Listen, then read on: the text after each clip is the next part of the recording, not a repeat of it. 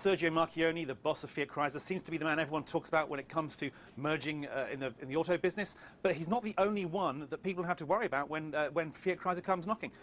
Rob, you have been covering this part of the industry, the Italian part of the auto industry, for a long time. You know the chairman who Marchionne reports to, John Elkann. He's the man you've written your column about this week. Right. What do we know about this guy? Well, so we've had why this steady drumbeat out there. First, Sergio's been out there sort of discussing the need for consolidation in industry, so much so that they made an approach, obviously, to General Motors about a deal.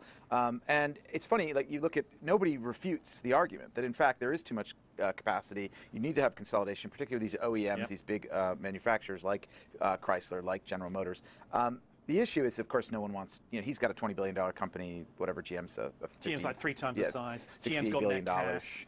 Fiat's net debt. But it's not just Sergio is the point. So Sergio is running Fiat Chrysler, but Fiat Chrysler is controlled by Exor. Now Exor is basically a family holding company for the Agnellis, who are this historic entrepreneurial family in Italy, and they're run by the chairman, a 39-year-old chap named John Elkann. His father was Johnny Agnelli, the legendary businessman who once crashed a Ferrari at 120 miles an hour into a meat truck. Haven't we all done that though? I mean, it was a youthful transgression. But so Sergio Marchionne would not be going out and about saying all this and sort of almost pressuring General Motors into considering a merger in which they'd be the smaller partner, but obviously would, he's expecting to run it. If it weren't for the fact that Elkann and his family, 70-odd Agnellis, were supportive of this. Absolutely. It's a pretty punchy move to make by Marchionne. Okay, we all know he's good at being a punchy guy. His comments are legion, right, and legendary at the same time.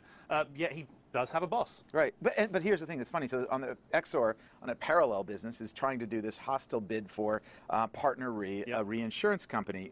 So this is the first time, certainly that Elkann has done. I mean, the Agnellis in the past have done hostile deals. I would say that they've done deals that are more hostile to shareholders than hostile deals. Right. But this is an actual a deal that's actually beneficial to the shareholders of Partner Re. It's also unsolicited. It started unsolicited. It's pretty much downright hostile now. In fact, just today I got from my inbox, Partner Re going off on all the misstatements that are misinformation by the Agnellis in this one. But so you see a proclivity or a willingness to do something in a very aggressive, hostile manner. I think that does feed into the way it's looking at what it could possibly do with Fiat and GM. I'm not saying they can necessarily go hostile. I mean, they're a $20 billion company with debt, less profitable, trying to go after $60 billion. But if you throw the idea to shareholders that, hey, we got a management team in Sergio Marchionne who just turned 63 last week. Happy birthday.